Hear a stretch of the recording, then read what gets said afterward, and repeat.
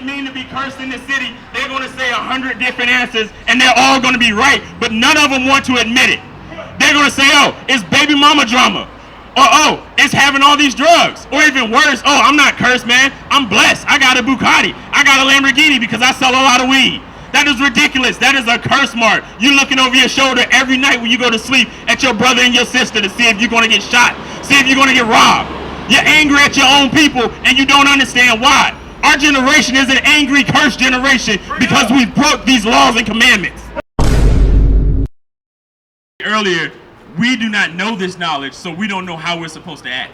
Now, do you believe in the Bible? Do you believe that there's a higher power that's guiding you and protecting you? No. No. Why not?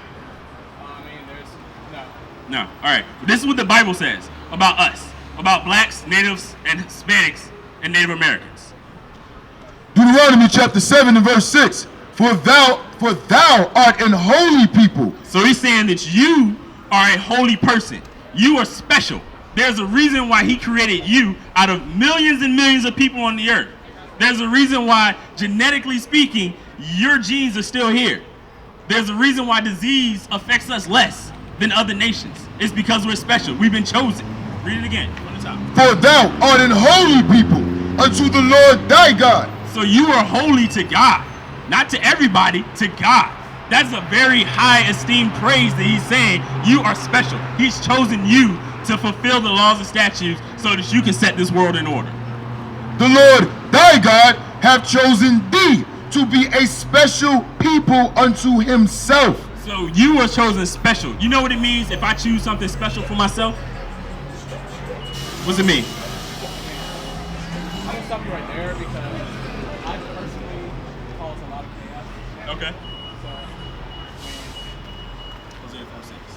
So, So, the Bible quotes and explains everything. Now, you said that if you personally cause a lot of chaos, there's a reason for actions and reactions. Now, either it's something that you choose to do willingly, or it's something that you react to based on your environment and the stimulus provided to you. But either way, this is why.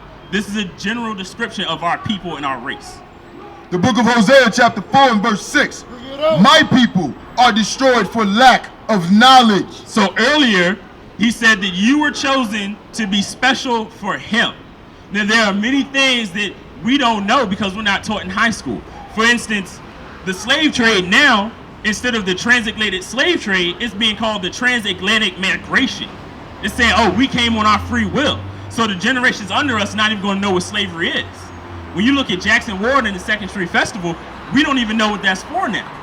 The generation under us is not going to know because now it's a bunch of step teams, it's a bunch of shops, it's a bunch of merchants out there selling and buying on what's supposed to be a historical site.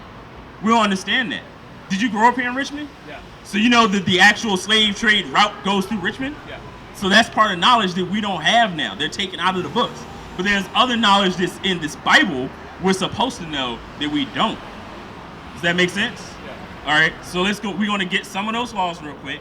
Go back to Numbers, because this is going to explain something that's supposed to keep these laws in your mind so that you're not causing chaos.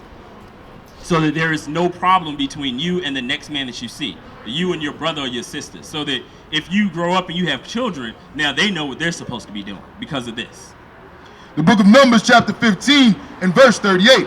Speak unto the children of Israel and bid them that they make them fringes in the borders of their garments. So, do you know what fringes are? Fringes.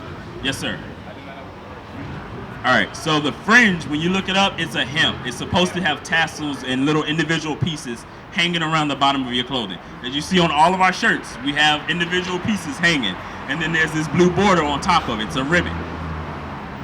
Speak unto the children of Israel and bid them that they make them fringes in the border of their garments throughout their generations, and that they put upon the fringe of the borders a ribbon of blue. So 2 classifications for something we're supposed to wear every day, and it says throughout your generations. You understand what throughout your generations mean? Yeah. It's something, it's continuous, right?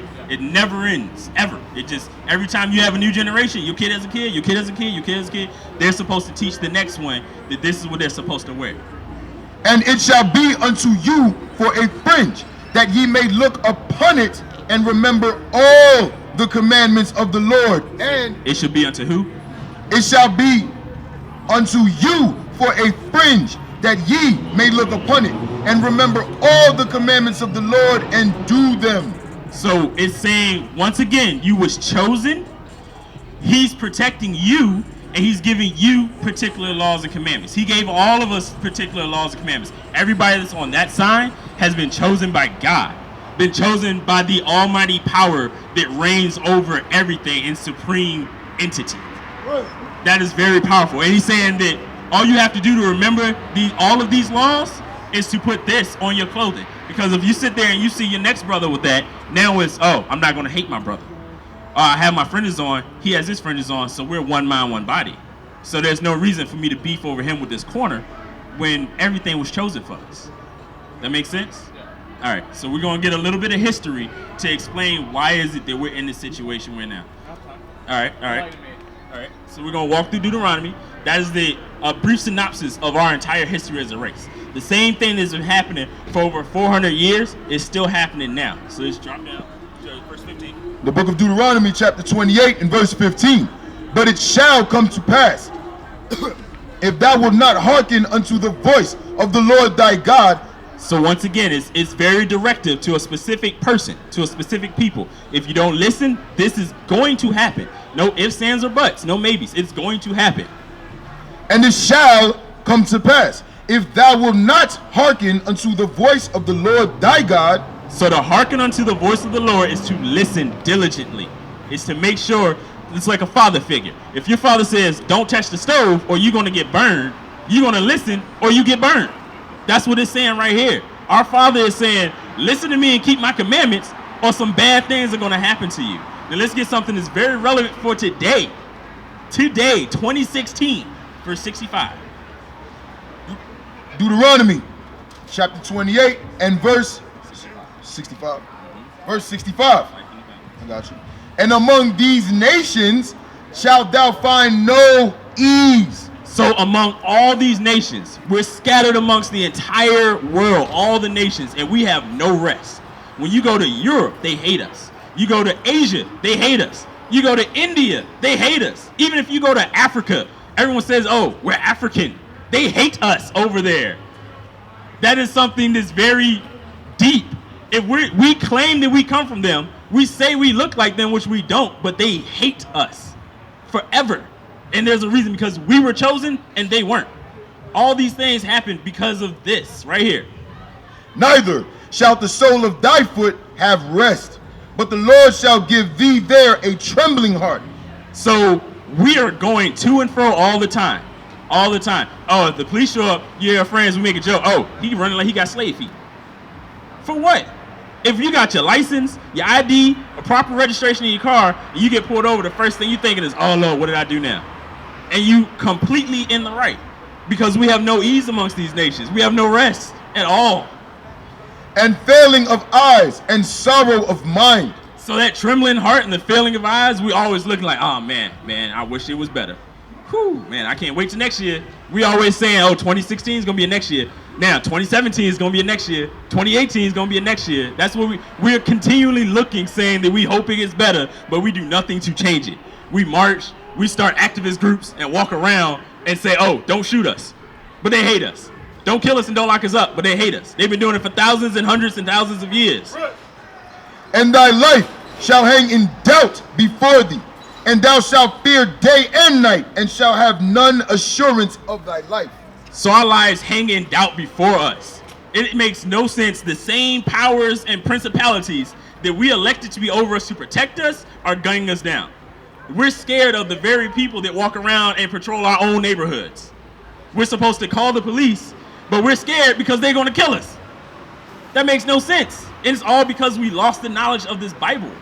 Things like this stops the chaos. It stops the madness. It stops the insanity of thinking that we can do the same thing for 400 years and get different results. That is the definition of insanity.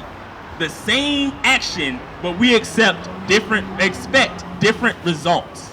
That makes no sense at all. So our lives are hanging in the balance. There's plenty of other things. Go back to like verse 63. Deuteronomy chapter 28 and verse 63. And it shall come to pass that as the Lord rejoiced over you to do good. So when we did good, he was very pleased and happy with us. Oh, you're keeping my commandments. I'm going to bless you. Oh, you're keeping the laws and the commandments that I gave you. I'm going to let you take over other nations. You keeping the laws and commandments? I'm going to give you a land of milk and honey. You keeping the laws and commandments? I'm going to give you an extra long lifespan. These things do not happen now. Verse 68. Verse 68. And the Lord shall bring thee into Egypt again. So, do you know the history of the Exodus at all? It's the same story that we've been told throughout our entire lives. Do you know anything about it? I'm not familiar with it. All right. So, the history of Exodus, Moses came and got his people. He went to Pharaoh, said, let his people go repeatedly. Plagues came and struck down Egypt, and we left. Now, we walked out of Egypt. So, why is he saying that he's going to bring us back again? With ships. So, if we walked out of Egypt on land, what sense does it make for us to literally be able to see it and then say, oh, I'm going to go back again on ships? It's like me crossing the street and then saying, I'm going to come back over on a space shuttle. That makes no sense. So let's get a definition of what the Bible is saying Egypt actually is. Bring it up. The book of Exodus chapter 20 and verse 2. Bring it up. I am the Lord thy God, which have brought thee out of the land of Egypt. So right here, he's brought us out. Now he's going to give us a definition of what he means Egypt is for the rest of the future Bible. Out of the house of bondage. So what's another word for bondage?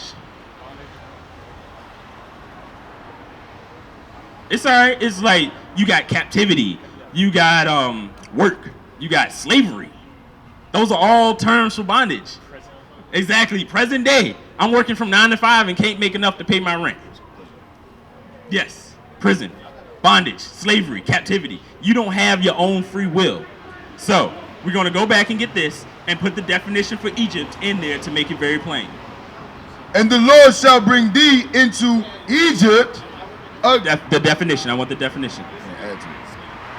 And the Lord shall bring thee into slavery again with ships. So we were slaves in Egypt and we left. But now he's saying of all the places there, he's going to take us back into slavery again with ships.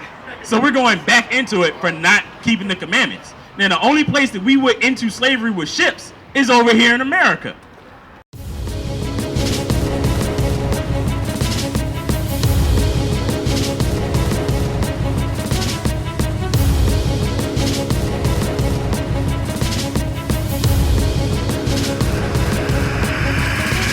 Shalom, Israel. I'm Elder Nathaniel of Israel United in Christ.